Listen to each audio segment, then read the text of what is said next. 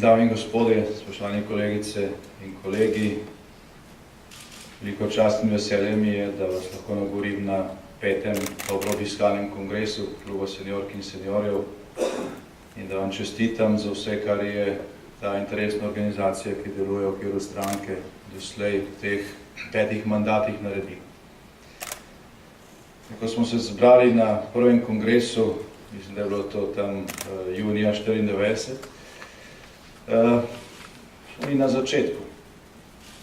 Na začetku, vendar je bil ta začetek obetaven.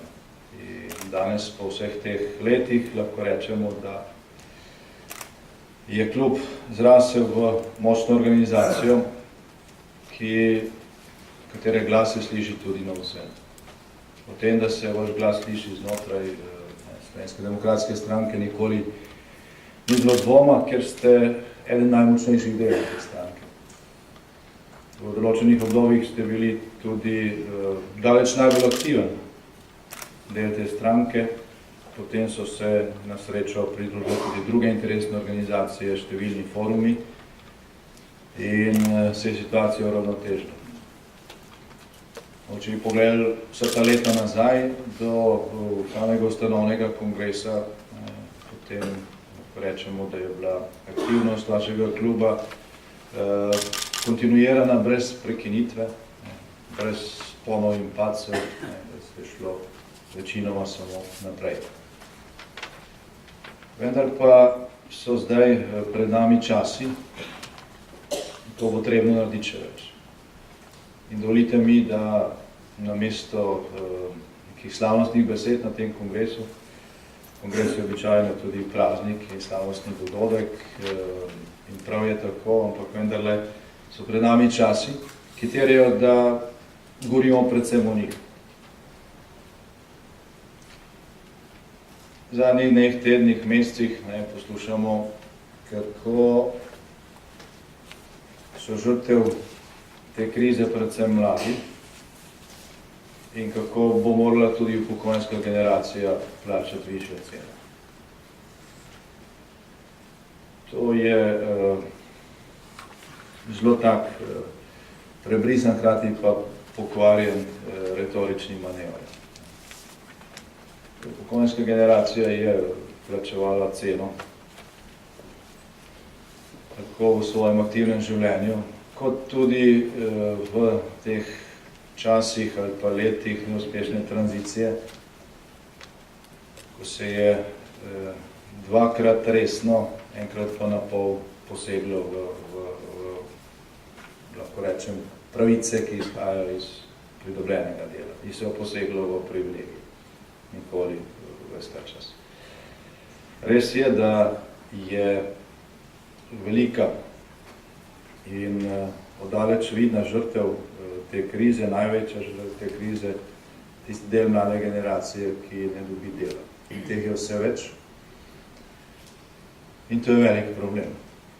Samo tega problema ni možno reševati na ta način, da se poseže v drugi del generacije, ki je svojo ceno že plačal, in ki je lani, ko smo sprejeli pokojninsko reformo, dobil tudi zagotovila, da je ta reforma zdaj vzdržna vsaj za naslednje desetletje. Vsi izračuni so tako kazali in tudi danes še vedno tako kažejo. Kljub temu pa ta vlada začenja pripravljati javnost na to, da se bo ponovno posegalo v pokojninski sistem.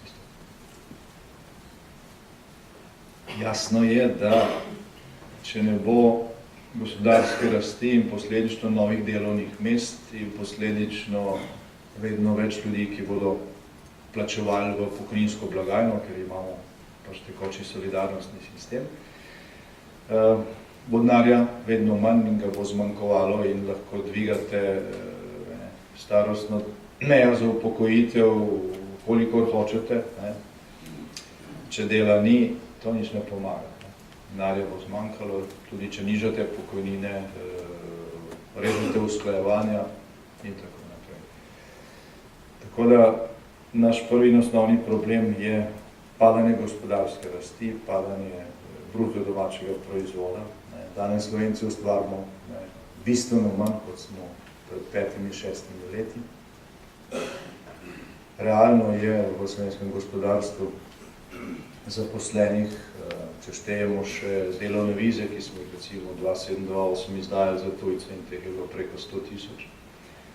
Realno je zaposlenih 150 000 ljudi manj, toliko ljudi manj plačujejo pokojninski sistem, toliko manj ljudi seveda plačuje tudi druge prispevke, manj troši, se pravi tudi davka na dodano vrednost, blagajne ne dobijo toliko kot običajno in veliko brezposobnih je seveda na socialnih transferih, kar dodatno obremenjuje javne blagajne.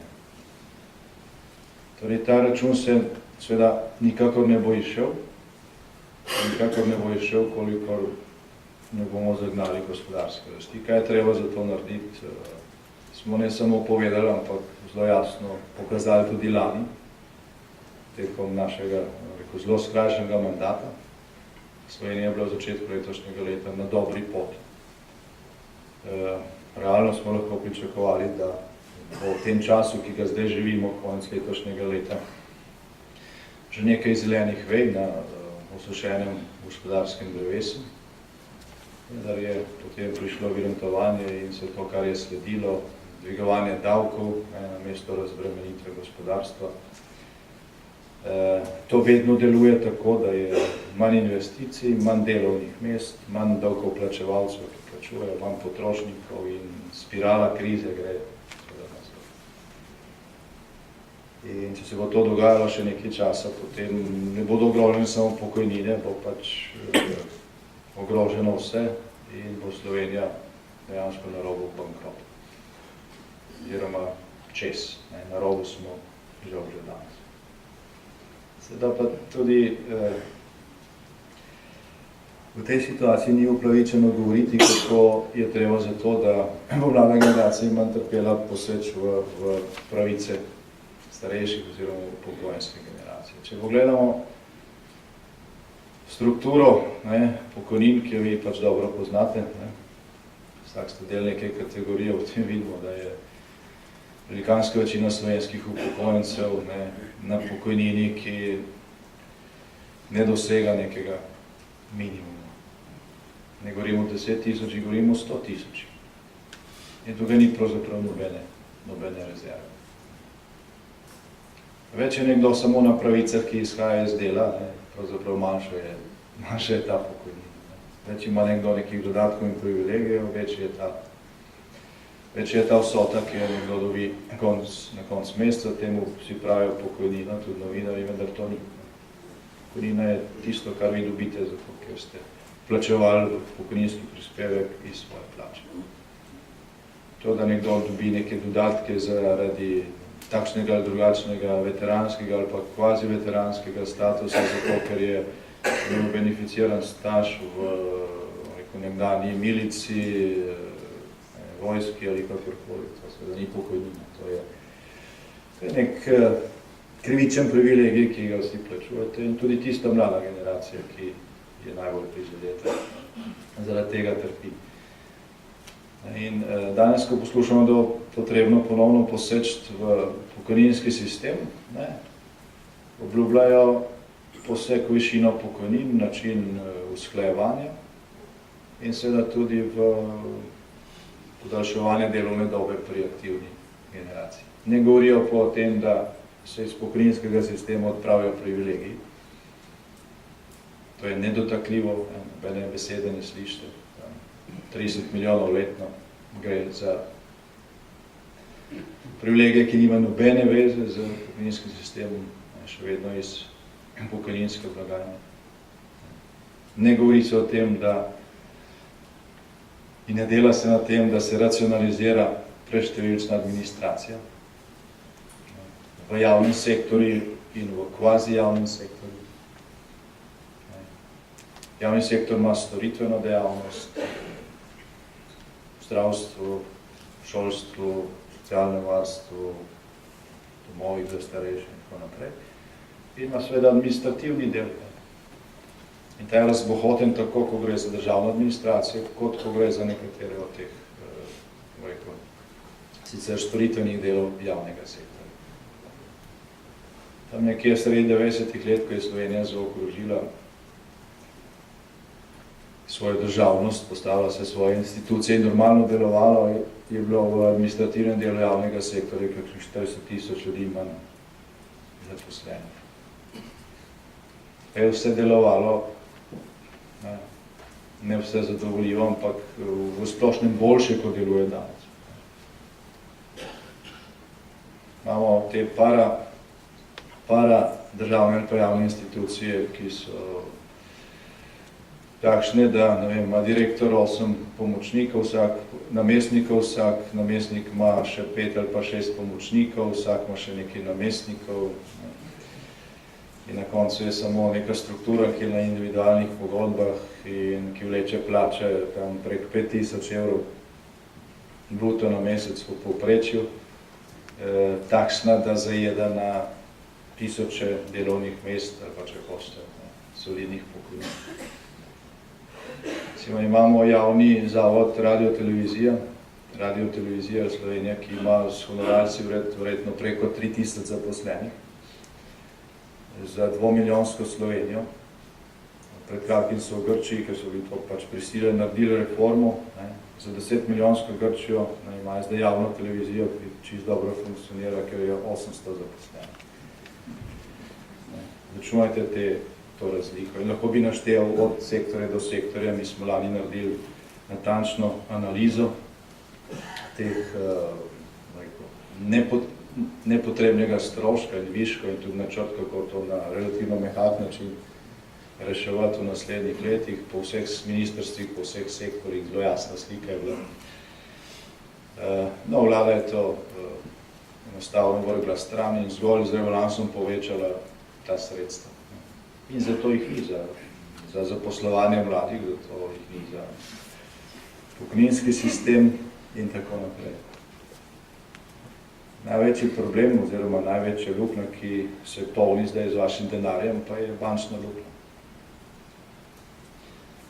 V Sloveniji smo v krizi zaradi tega, ker se je pač državo upravljalo večinoma ves ta čas tako imenovane tranzicije, ki ni uspela v velikem nasprotju s tem, kar smo si jo v osamosvojitvi želeli in kar je takrat vzpostavilo neko vrednostno središče Slovencev. Zato smo zatavali, vsi, ki so osamosvojitvi nasprotovali, so bili nagrajeni potem, tako ali drugače, dobili glavno besedo, in v okviru tega zaida so se krepili tudi monopoli, ki danes praktično obvladujejo slovensko družbo, tudi ne glede na to, kakšno je razmerje v parlamentu ali pa kdo ima vlado. Zato, da se ti monopoli vzdržujejo, potrebno se je tudi veliko denarja. Ta denar je tam do leta 2004, do tiste naše zmage na volitvah in do vstopa v Evropsko unijo, prihajal direktno iz proračuna. Do leta 2004 je glavna Drnovška vlada, Ropova vlada, vsak teden razdelila na milijone nepovratnih sredstev različnim institucijam, podjetjem. Ta denar se iz vaših žepov preko davkov proračun, prelijo v proračun, iz proračuna, pač v te monopole. Z nastopom naše vlade in z vstopom Evropske unijo, ki zelo omejuje takšne neposredne državne pomoči, so se ti kanali potem preklopili na državne banke, ki so jih imeli vedno v rokah. In je začelo pospešeno teči od tam. In takrat se je seveda ta bančna luknja na podlagi pač telefonskih klicev pravih ljudi še bistveno okrepila. Danes se to prenaša na davkoplačevalce, pravzaprav v celoto.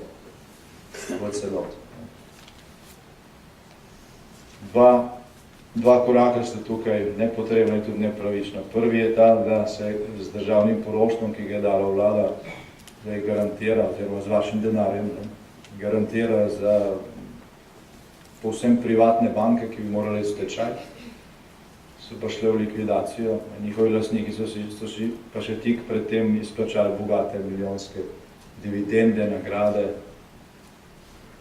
in kot bi rekel Jože Pučnik, ni kameništvo.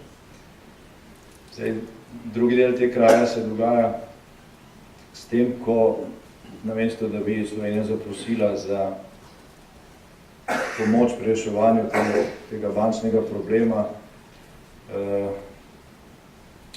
za denar iz sklada, ki je oblikovan znotraj družine, znotraj evroobmočja, ki je poceni.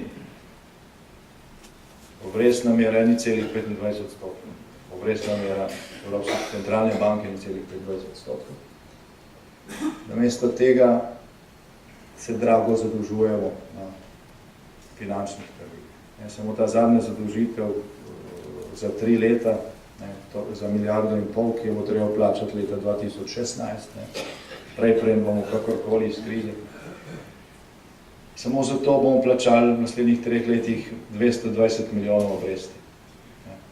220 milijonov obresti. To je že blizu vsote, ki smo jo lani prihranili s pokojninsko reformo. To bo nekdo zaslužil za to razliko v ceni denarja. Pravijo, da mi za to pomoč ne bomo zaprosili, zato ker cenimo suverenost. Za to pomoč je dobila Španija, pa ni nič manj suverena zaradi tega. Nasprotno, zdaj ima gospodarsko rast in dobre napovedi za naprej. Res je morala sprejeti pogoje, ampak te pogoje bi morala za ozdravitev svojega bančnega sistema tako ali drugače izpolniti. Enako jih bomo morali mi. Tisto, kar trenutna slovenska vlada in zaledje, ki jo vodi, misli pod besedo suverenost, je strah pred nadzorom. Je strah pred tem, da bi morali spoštovati pravila, takšno kot pač veljajo v normalnem bančnem svetu. Da bi se krediti dodeljevali tistim, ki imajo programe in ki investirajo in ki ustvarjajo nova delovna mesta, pa tistim, ki pokličejo po telefonu pa rečejo, rabim 200 milijonov za stožice in jih dobijo. Za trgovski center, ki ga ni nikjer. Stožica ni nobenega trgovskega centra, krediti so bili pa dani za to. Pa še 1000 drugih primerov je.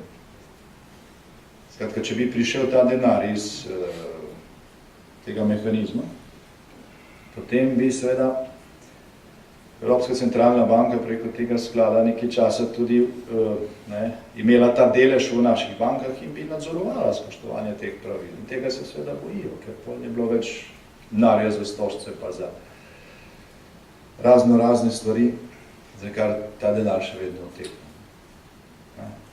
To mislijo pod besedo ne damo suverenosti. Ne mislijo na suverenost ali pa na državnost v smislu, kot se to mi predstavljamo. Oni vedo, kaj je tukaj zadaj in zato rajši plačujejo drage obresti, oziroma si izposojamo drag denar, zavračamo pa poceni možnost za reševanje te situacije. Seveda oni to delajo tudi zaradi tega, ker to ne gre z njihovim, ampak gre z vaših žepov. Glejte, v naslednjem letu nas čaka vse skupaj, čaka to državo, najtežji čas po osamosvojitvi v ekonomskem smislu, verjetno tudi v socialnem. Tako resno ni bilo še nikoli. Noben od teh makroekonomskih ciljev, ki je zastavljen v proračunskih dokumentih, ki so bili ravno kar sprejeti in ki so bili poslani v Bruselj, ne bo dosežen. Primanjkljaj bo najmanj še enkrat večji od tega, kar je vlada napovedala.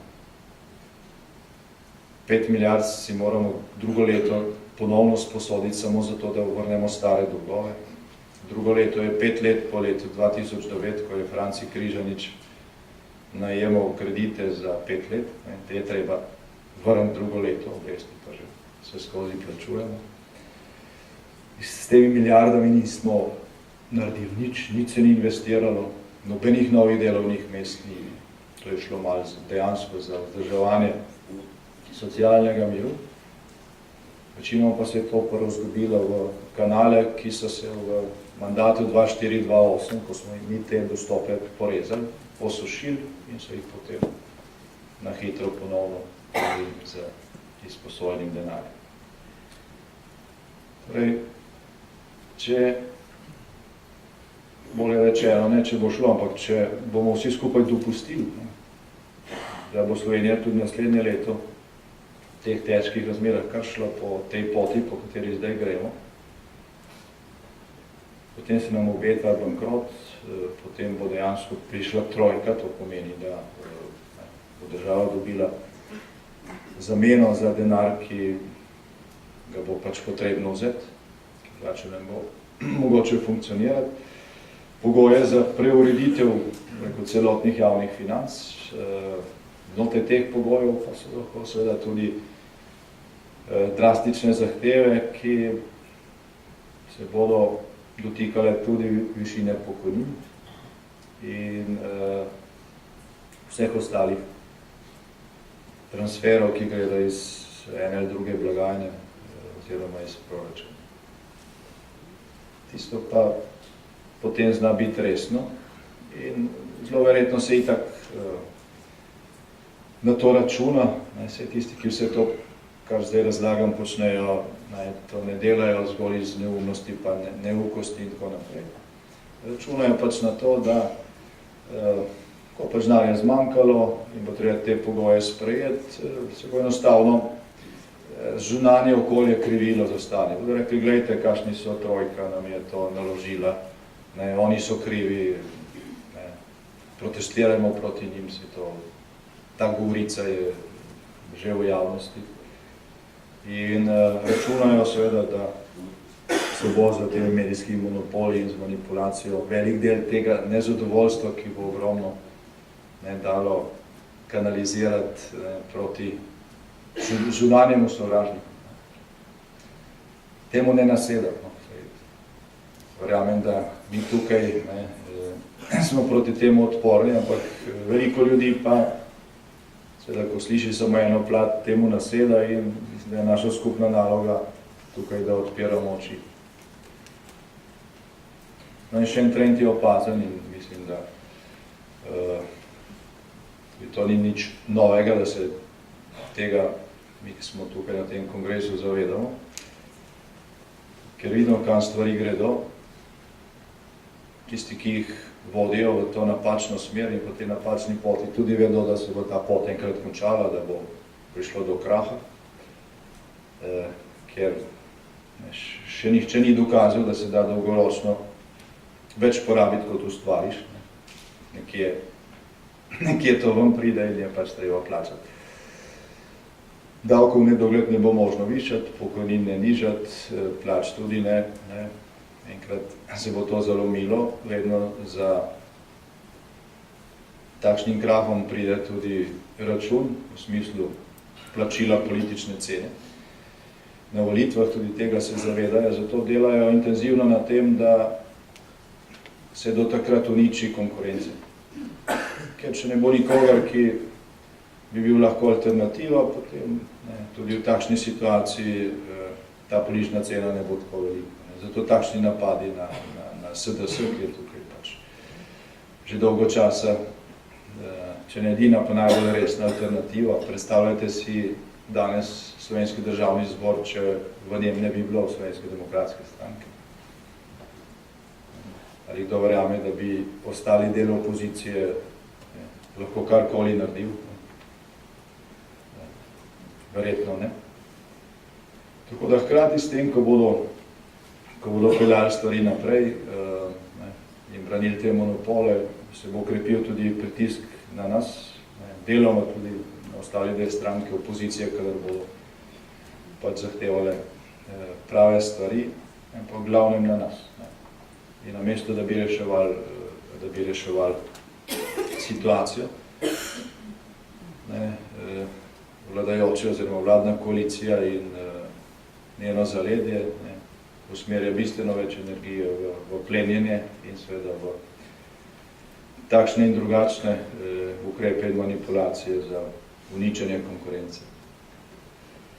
Zdaj, česa takšnega, ne samo, da mi nismo še nikoli doživeli, kaj takšnega tudi v primerljivem evropskem okolju težko narediti.